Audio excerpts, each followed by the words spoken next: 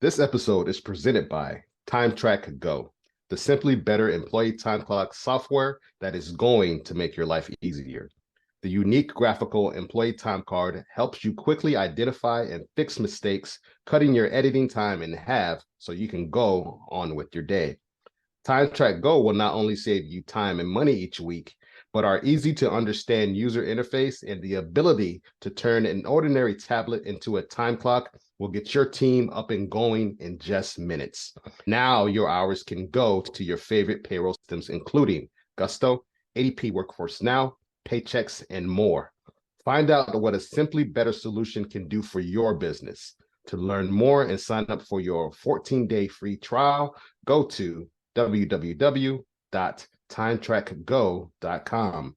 That's TimeTrak go.com or call 888-321-9922. Let's go.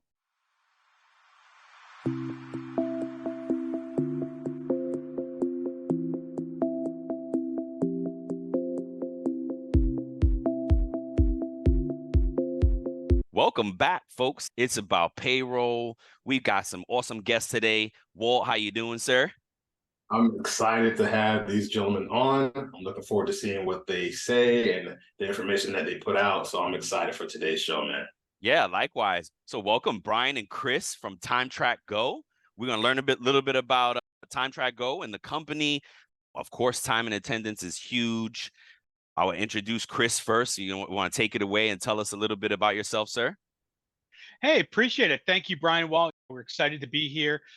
I've been listening to you guys. Just love the passion you guys bring and the education that you bring into the payroll business. My name is Chris Rice. I'm the Vice President of Sales at TimeTrak Systems. TimeTrakGO being our latest and greatest invention. I've been in the technology business for over 20 years in sales roles.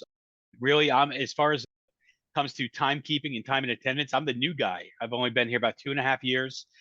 Previously worked in home services and in the eye care business. So this is a different kind of thing for me, and I'll tell you a little bit about later. I'm the new guy here. I've got a great team around me that they provide a lot of great information and have really helped train me and educate me on this market. So that's awesome. I'm excited to be here. I'm based in Columbus, Ohio, for all you Buckeyes out there, and yeah, that's it. And my friend Brian here, sir, can you tell us a little bit about yourself? Yeah, absolutely. Thanks, Brian, for having us here today. My name, Brian Zurawski. Worked in the time and attendance industry since 1997. Currently the product manager for the TimeTrakGO product, bringing years of industry expertise here. Started as a time clock service tech, actually, back in 97. So fixing the old mechanical ribbon, ink time clocks, paper time cards back in the day. Migrated into computerized time and attendance pretty much at the onset, mid to late 90s. I remember early on when I started, huge hospitals, a couple hundred employee hospitals were still using those paper time cards. It was at that very onset of time and attendance, again, mid to late 90s. Over the last couple years, I did work for one of our dealers, as Chris mentioned, working direct for the corporate office, and took on the product manager role for TimeTrakGO. Nice. That's awesome. Well, the thing is, Brian, you know, on our team, Brian's not the most tenured guy. We've got people who've been doing this longer. It's crazy. Cow. Wow. I like the origin story of things, and when you think about how payroll used to be and how intense it had to be with paper and ledgers and somebody with a calculator desktop trying to and tape, and it was like, wow, man, we've evolved so much. And that's what I thought of when you're telling me your story. I'm like, this guy's seen a lot of time clocks. Really the evolution of it. That's awesome, man. Yeah. And so Brian, piggyback off that, tell me a little bit more, like how you've seen the time and attendance evolve through the years. Rules is like somewhere we can start, right? What have you seen rules wise back? Right, because it's got to be different from when you physically got to punch this thing to now it's on a phone. And yeah, absolutely. If you think about it, years and years ago, it was that payroll clerk collecting paper time cards, bringing them back to an office, and calculating time. Yep. And early on, the time and attendance software was designed around her rules, right? So the way Betty and payroll used to calculate hours, and if you think about it, there Yeah. might have been some shady rules that Betty applied to timekeeping. Set up a 30-minute grace window or some rounding that technically probably shouldn't have been done. So if you looked at the early timekeeping software, the rule set that it was capable of, because it, again, these companies, these manufacturing facilities, each had their own unique way of calculating hours. The rules had to be configured to handle these unique grace windows and unpaid periods and lunch rounding and different things like that, where the software had to be extremely robust, extremely capable. Now, you fast forward a few years with FLSA laws and some standardization across, there's a lot of that would technically be frowned upon these days, borderline Absolutely. illegal. Oh yeah. To Oh yeah. I tell managers that all the time because we still get the managers that are like, "Oh, I fixed that," and I'm like, "Whoa, what? Yeah. You do what now? No, hold on now. Yeah. Yeah. You can't do that. That's against the law. You have to pay the person and coach the behavior, right? absolutely. You got to pay Yep, the person. Like, yeah. Wow. I can't. we hear that quite a bit, that, well, I don't want to pay them for that half hour they clocked Yeah. in early. And you're absolutely right. Fix the behavior, keep them off the time clock. Not to mention, it's a liability having them on the clock early if there was an injury or something, Yes. but they shouldn't be doing that. So the evolution, a lot of what our industry has seen, we're not even touching a lot of those old rules and old configuration settings that maybe the software was capable of back in the day. They're basically obsolete rules in the industry now. There's no longer those unique, I don't want to pay this guy for clocking in a half hour early, or if you come in 1 minute late, we're going to dock you 15 minutes. That sort of stuff is really not happening these days. It's really just a change. And again, a lot of it is some additional laws that have been placed upon FLSA and different things like that. So it is a shift from years and years ago where it was every company did their own thing. And two different employees, even working, could get paid differently based on how that payroll clerk decided to calculate time. Yeah. Definitely. And I think we've seen a shift too. I think COVID spurred a lot of it, where you had a change in where for a while, and this has ebbed and flowed over the years, where the employer had more control. They were in charge. When unemployment's high, the employer has more control. The unions got involved. They put in some rules to protect the employees. That drove a lot of it. But then we saw during COVID, now hiring, unemployment's low. Employers are having a harder time finding people. They're changing, the rules are changing. Obviously, there are government laws as well. You're seeing a lot of different incentives that are being provided via how we track time. What could be, hey, we need to track your time to do daily pay. We want to offer that. Or the way they're going to look at how they pay people, because they're using it as an incentive. I think making it less complicated is a big part of it. And I'm just amazed at what our enterprise software in particular, what it can handle. It's insane to me.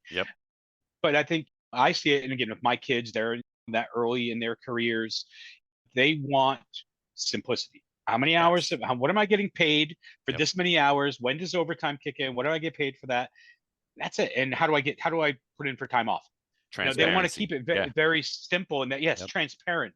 I think that's something that is a change that we're starting to see more and more. No question about it.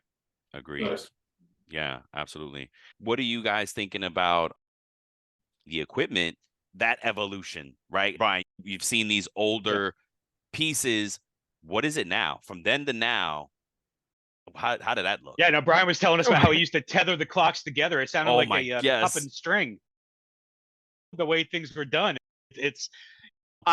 I could actually even date myself a little bit more.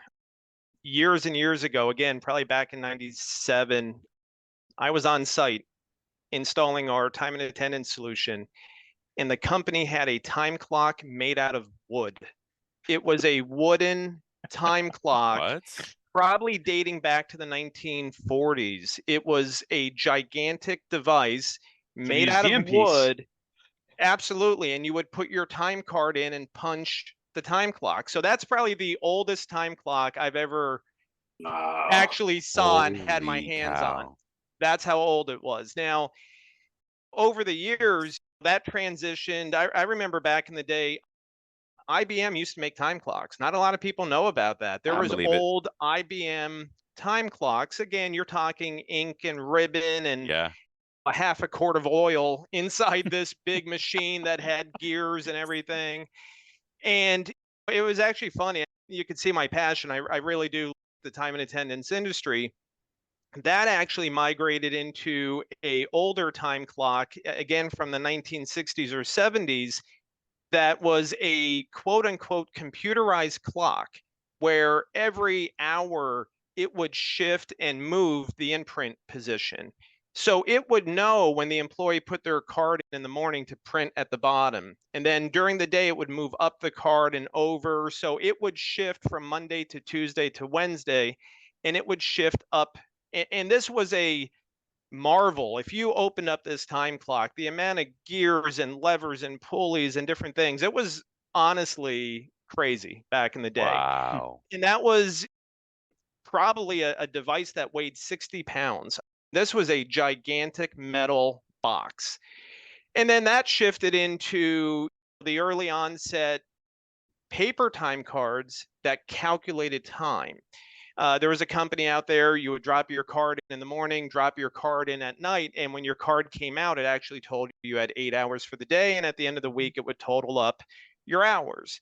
The only problem with that was when you missed a punch on Wednesday and you clocked out on Friday, your hours for the week would be completely, which still happens to this day, just digitally. Exactly. At least you could correct it today. Back in the day, you punched out at the end of the week and it said you had 200 hours of overtime because there was 5 days in between your punches.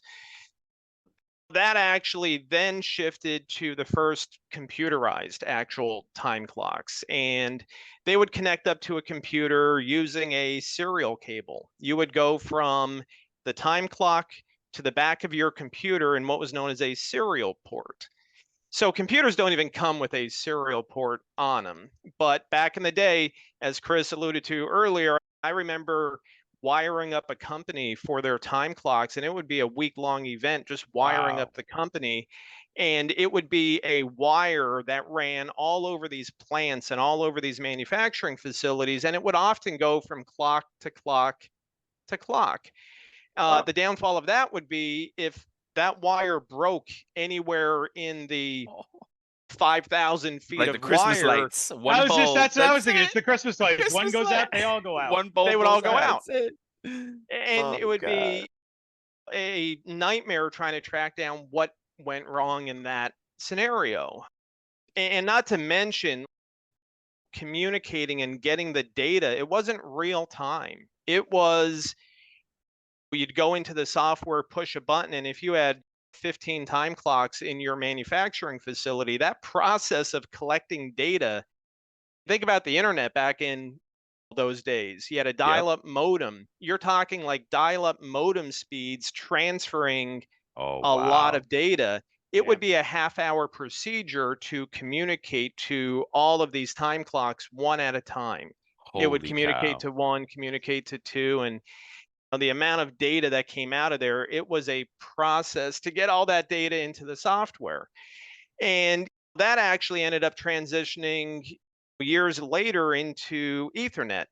And that's still widely used today. Ethernet communications, if you think of any company, most of the computers are hardwired.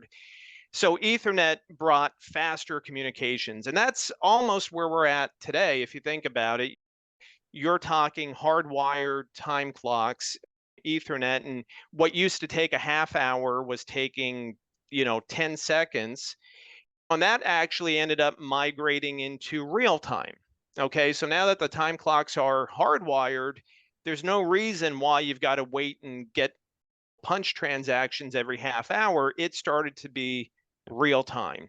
You swipe a time clock out in the plant, even across the country, and somebody back here in the East could look at that punch, come in absolute real time. Yeah. And it wasn't long after Ethernet that you started to see Wi-Fi time clocks, right? Again, back in the day, Wi-Fi was an expensive add-on, but now it's the preferred communication method. So now you could add a time clock. You don't have to be that guy lugging wire around the facility. You could just hook up a Ethernet or Wi-Fi enabled time clock. And lastly, we're seeing that shift right now into Android-based clocks. And why I say that, if you think about it, the touchscreen time clocks of today, they're Android-based. And if you go back and look, really on a day-to-day basis, Android is everywhere, right? Yep. It's your POS terminals, it's your self-service. You go to a fast food restaurant and you're ordering on a kiosk that's probably running Android underneath.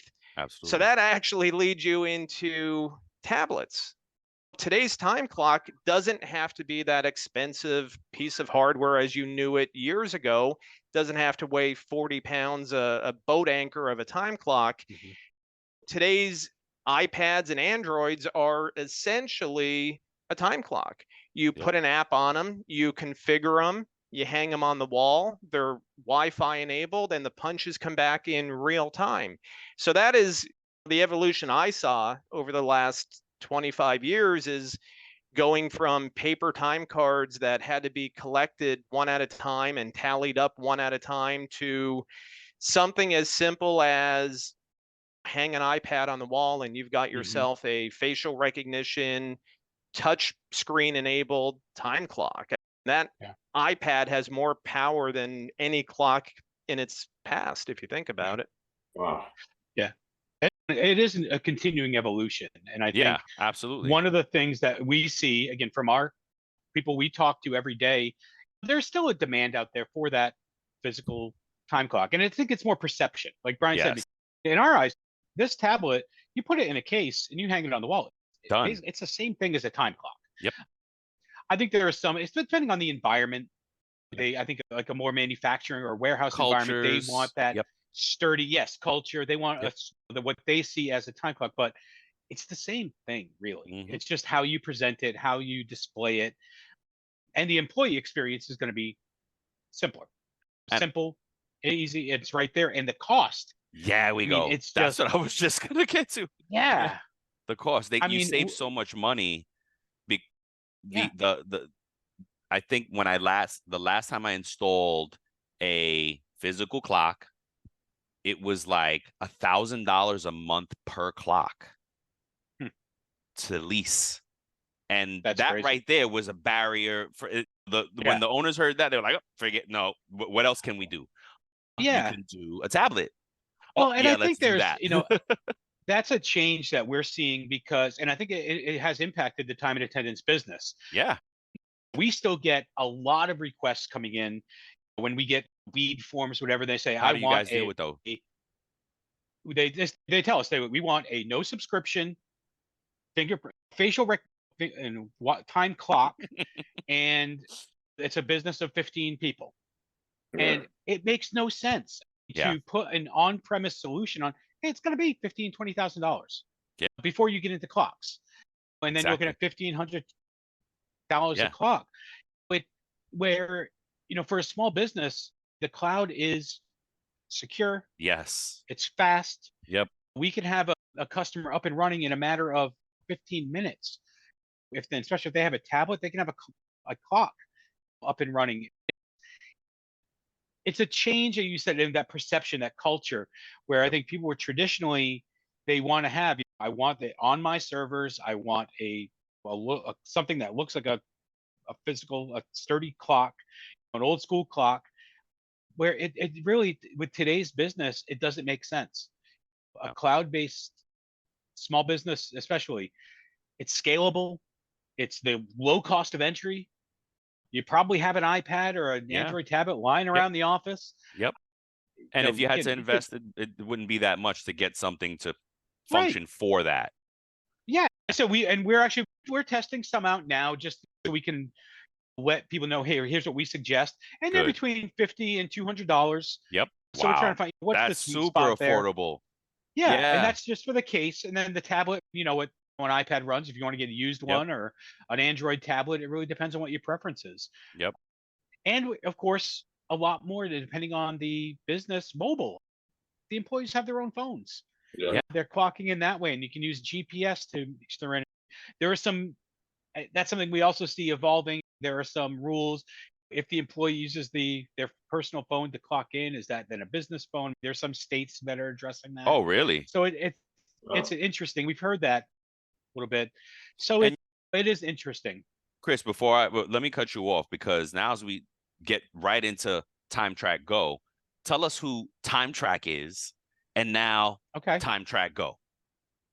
Yeah, I'll tell you a little bit about it. TimeTrak Systems has been in the time and attendance business for over 40 years. It's really that's all we've ever done is time and attendance. Nice. I've been around for 2.5 years. I'm the new guy. You're the new. Yep. Brian You're a has been rookie. doing this for 27 years. We used to have a dealer network throughout the country. We've really gone more direct at this point with our enterprise product. And that's where Brian came from. We brought employees who had experience in our product and worked for dealers. Now they're employed by TimeTrak. And so our team, you talk to our support team, and these guys have been doing not only time and attendance, but TimeTrak for 10, 15, 20, 25 years. That's awesome. This is the team we're dealing with. And people, it's great. We're a small team, but we're passionate, as you can see with Brian. And we just know time and attendance. Yep. That's all we do. And we specialize in it. And with our enterprise product, which has been our bread and butter over the years, and it's made from the 2 to 500, so not the huge companies, but we saw a need for something more modern, simpler. Yep. And Brian, I'll let you talk a little bit more about then how TimeTrakGO evolved out of our enterprise product. Yeah, absolutely. So it actually started right before COVID. Everybody references COVID. That's a reference point on a lot of dates, but we started designing a simple solution, 14-day free trial, sign up today, start using it right before COVID. And then COVID hit, everybody got pretty much sent home from work. So we actually offered our solution completely free. I think we did 90 days or so at the very onset of COVID to help those companies who sent those employees home. All of a sudden, you need to keep track of their hours. Wow. So we had hey, use it free, 90 days. And everybody thought the early onset of COVID, in 90 days, it would go away and everybody would go back to work. Little did we know it was 3 years in the making here. We ended up coming out with this solution, unlike the enterprise product, as Chris said. The enterprise product had a very long sales process, a very long installation process, and onboarding and training and implementation. We never really had that solution for somebody who just wants to get up and going with a simple product, start using it today, and start seeing the benefits today. So TimeTrakGO came out. Super simple, 14-day free trial. There's a wizard. It guides you through. It'll ask a few simple questions on rounding, your overtime, whether you're weekly, bi-weekly, and within a few minutes, you could start using this product. It doesn't bog you down with all those crazy rounding and grace, and it's really just a straightforward, simple timekeeping solution. Wow. I love it. I can attest to that, by the way. I did demo it for the 14-day trial. It was really easy to use, got through it smooth.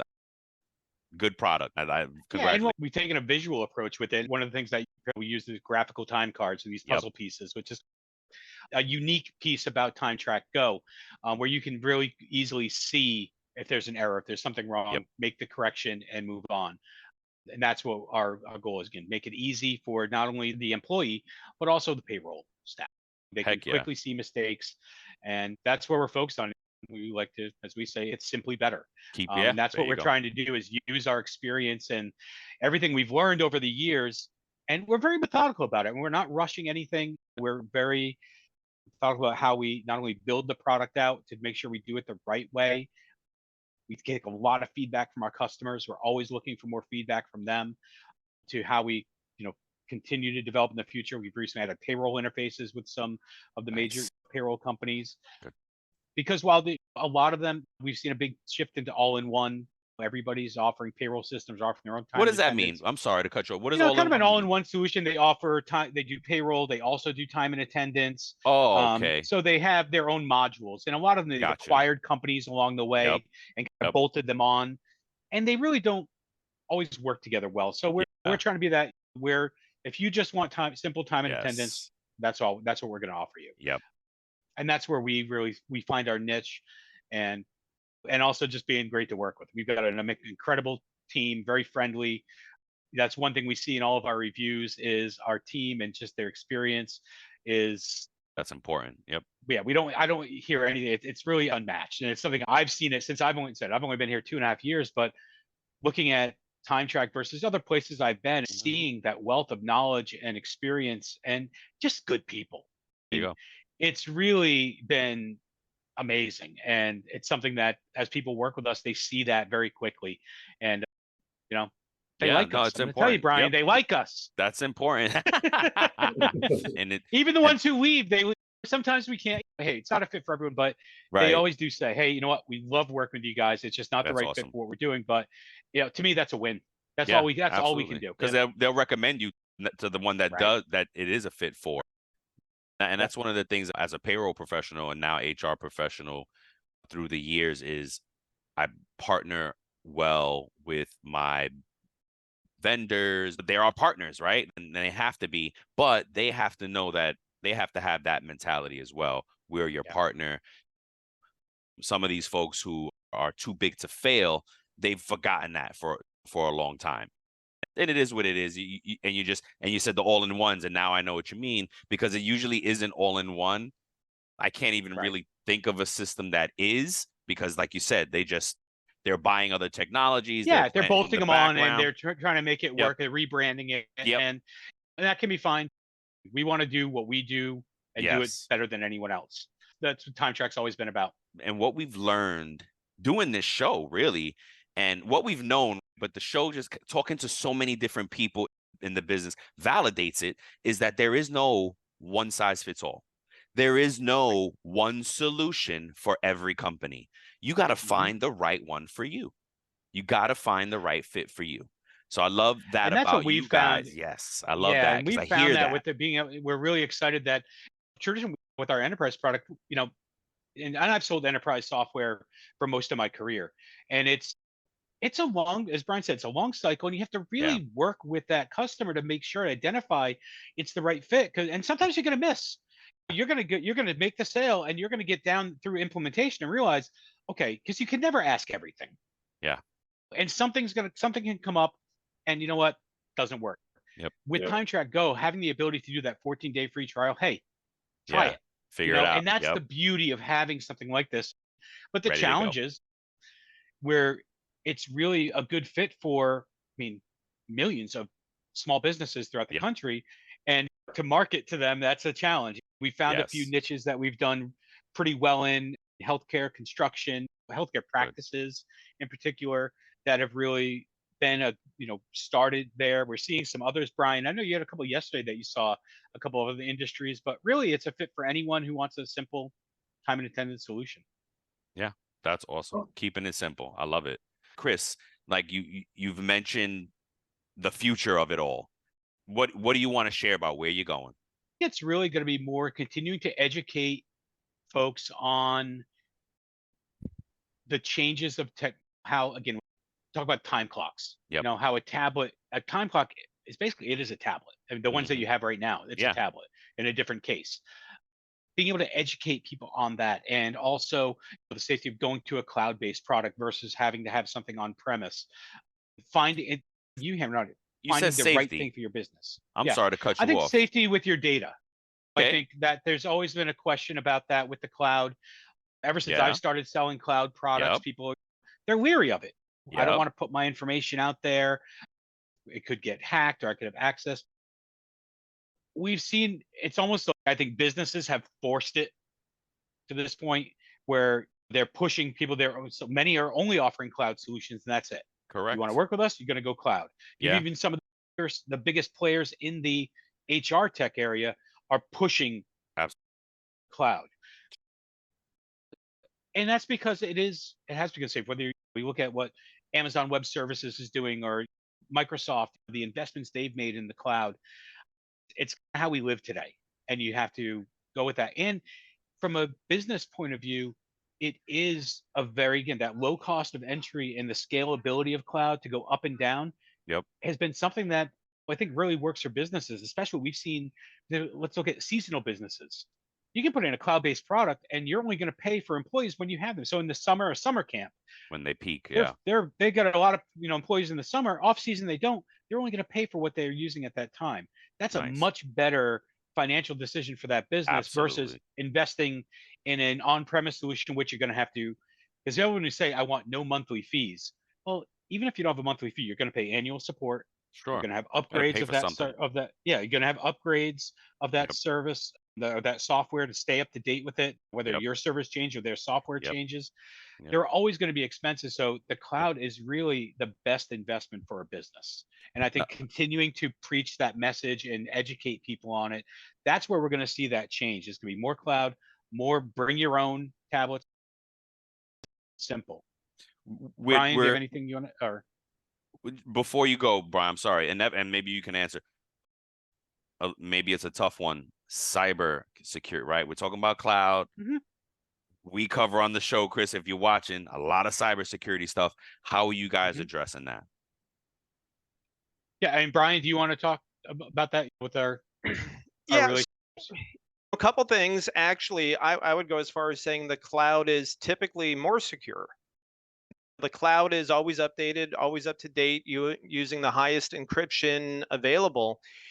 More often than not, even on the enterprise product, we hear, oh, my server crashed, or we got hacked and it was a ransomware attack. We just had this in the enterprise product. I think within the last year, I'm sure the entire company's network was under a ransomware attack, and they had major issues getting their history and their data and all that. So there's a lot to say. I think the argument of the cloud is not secure. I'm going to say it's probably more secure than your local on-prem system. I remember years ago, we had a customer who they had the most sophisticated network you could imagine, and they thought they were backing up their program. And here, their backup, there was a problem with their backup and their hard drives died. They actually, this company was a large company. They actually took their hard drives to a company in New York City and paid a company something like $15,000 to rebuild the mechanics of the hard drive that failed. Because otherwise, this company would have lost years and years of history. So when you start talking cloud and these servers, they're basically virtual machines. You spin up a new instance, you shut one down when peak hits and it's a busy time. The way our software is built, additional servers spin up and then they spin down during the off-peak time. It load balances perfect. You don't have to worry about anything. And a server crash doesn't really exist in the cloud. They're virtual servers, virtual redundancy. That's the redundancy, exactly. So I would say absolutely, cloud is likely more secure these days than, if you look at it, 99% of payroll systems are cloud-based. Your bank, everything's cloud-based. That argument of, oh, it's not secure, it's as secure as it is anywhere else. Yeah, and you're right. It's not that it's not secure. It's just that it's just ramping up. It's like anything else. If they want it, they're going to get at it. They're going to keep trying to get at it. And it's up to us, right? I have two very close cybersecurity experts, and they're like, you just have to stay educated. You have to stay on top of it, because there is no solid prevention from it. You just have to stay educated, and that's it. That's how you combat it. So I'm glad to hear good news and reminding people of these things, right? that most of the cloud is good. We just have to look and be wary of these attacks out there. Yeah. So that's awesome. And if you look at, like Brian said, when you're looking at, if you're managing your own servers, you may have somebody, an IT staff, but again, how much time do they have to dedicate to security Oh yeah, a lot. on that versus Yep. somebody like it would be AWS, Amazon Web Services, where that's all they do. That's their Exactly. job, is to stay on top Exactly. of this. And Yeah. if you have this a partnership and working with somebody who has that, you're as safe as can be, really. You're never going to be 100%, but as safe as possible. No, You know, and that's what we're saying again, Yeah. because when the experts say that your only offense is education, there is no one software that I can put around my system that will keep everybody out. Yeah. It doesn't exist. It won't happen. I've been teaching myself about blockchain and learning about blockchain, and even that, they're like, it's not 100%. It's supposed to be, but it's not. It's more you know what I mean? So it's wow, look at that. So it's just about education. It's about knowing what it is. And I love it. I love it. What do you guys want folks to take away learning about TimeTrakGO? The biggest thing is it's not a hassle. It doesn't have to be the headache that a lot of people think time and attendance has to be. The graphical nature of our time cards just makes sense to people. Yeah. So whether you're a single admin system, 10, 15 employee company, or maybe you got 100 or more and you have multiple managers and supervisors, it doesn't have to be a scary change.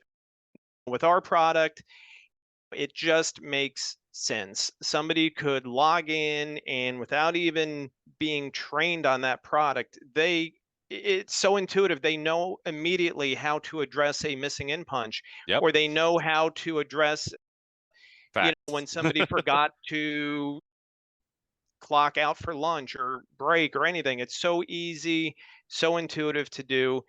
I think a lot of people are afraid of the technology still, especially if they're coming from another system that maybe that onboarding process wasn't as easy as it should have been. Yeah. They're using a competitor's product or they're using an old outdated solution and they just think back and remember, wow, again, like I said, back in the 90s, installing a system was an ordeal. It was a huge undertaking. In today's environment with our TimeTrakGO, doesn't matter if you're 5 employees, 50, 100, you get yourself a few tablets, a few iPads, you hang them on the wall. We could have that system up and going in an hour if you really wanted to. And that's the beauty of Go. Awesome. And the best part about it is if you have any issues, you pick up the phone or you get on chat and you get somebody like Brian. Our team is all US based. We're all here and we're very hands-on with our support. And said Brian does a lot of it himself. Still, he's our product manager, but he's doing a lot of that support and that onboarding and helping customers out. We're here to help. We want to, and we want the feedback, even if it's not a fit. We're very persistent about asking people if it's not a good fit. Hey, why not? What are we missing? What do we need? Because we want to get better. We want to get better every day and keep things simply better, but continuously better. Absolutely. Does that make sense? I love it. Yeah, absolutely. And I think we've been really blessed with our partners and the folks that we've been building relationships with, because it's been a pleasure, Chris, to build a relationship with you guys. And I think what we've gravitating to is just great customer service, right, Walt? Like the other partners we have, just outstanding customer service, outstanding professionals that we meet that do this. And if we're known for introducing folks to outstanding brands, man, that's amazing, right? Same here. And we feel the same way. And that's something, again, we take amazing pride in that. I just think every Thursday morning, we do a team meeting because we've actually, with COVID, we went completely remote. Yep. We had an office, they're based in Port Huron, Michigan, where we had an office, but when they sent everybody home for COVID, people liked it. They liked being remote. They liked the working that way, and they're great. So the company stayed remote. So when I came on board, there was already remote. And so we do a Zoom call every Thursday morning with everybody. Nice. And we take 45 minutes and everybody just says what's going on. Yeah. And it said that's the kind of environment that we have, and it's amazing. And nobody has better stories than Brian Zurawski. I'm going to tell you right now. This guy, get this guy in some bees and watch out. Just the stuff that he was telling me, I'm like, dang, we need like a museum to highlight this stuff. And because I would absolutely go to this museum and take my kids. This is my craft. I've been in payroll 25 years. This is what it's about. This is what it's evolved from. I would love. All right, I would do that. Like, I would love to see that wooden time clock. Yeah, that's what I'm saying. That's what made me think of it. It's like, and I'm glad I know this, because I'm gonna find a place to drop this in there, because you work with teammates that we forget how far we've come with technology. There's that joke, right? That it's not loading quick enough. Oh, it took 30 seconds and not 3 milliseconds. Yeah. Really? You just pulled up a movie on your phone in 30 seconds, right? Yeah. Are you kidding me right now? We've become very impatient. Well, I got to remind people, hey, people used to punch in on a wooden time clock once upon a time. We used to have to run. Remember back in the day when the internet would be busy? Back in the AOL days, you would call the internet and it's like, oh, the internet is busy. I've got to try back later. And that was just crazy back in the day. Yeah. Again, that's when or somebody was on the phone and you can't dial up. Come on. Yeah. What's up, Mom? Do you remember gateway computers? Yeah. Oh yeah. Gateway. Oh, yeah. That was my first kind of gateway. Goddamn thing weighed 1,000,000 pounds. I had to put it on. I was in college, like waiting for my mom got it from me in college. Oh my God. And it was crazy. Came with that CD. You know, you had the AOL CD. Well, I might have you guys beat there. Mine was Commodore 64. My cousin had that one. I couldn't afford that one yet. With a 300 baud modem.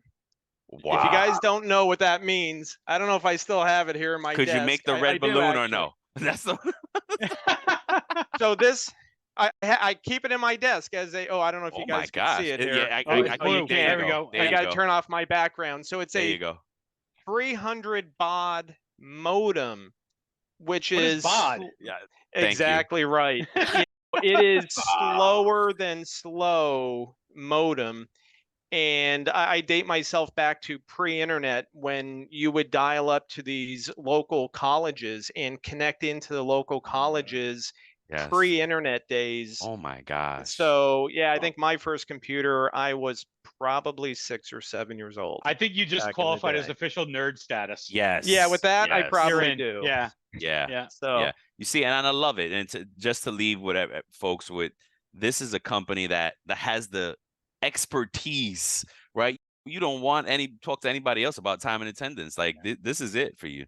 That's great, man. You guys are really lucky we love to it. have Anybody give us a call. So we have people that'll talk to me. But if you're trying to figure out what you need to do, like I said, we've got great resources. Exactly right. That's awesome. TimeTrakGO, folks. All right. Thanks for joining us, man. We love it. Thank you guys. so much. We appreciate it. It's been a lot of fun. Yeah. Absolutely. Thank you, guys. Absolutely. Thank you, Brian. Thank you, Chris. It's been a nice working up to this, man. We're so excited to be working with you guys. Can't wait to see where it's going. Can't wait to see where the journey's taking us, man. I love it. Same here. Love what you guys are doing, and we're glad to be a part of it. Thank you so much, man. Thank you. Thank you, folks. Have a great day. Talk to you soon, guys. guys. Thanks, guys. Bye. Thank you for tuning in to It's About Payroll. Until next time, keep learning, keep growing, and most importantly, keep going.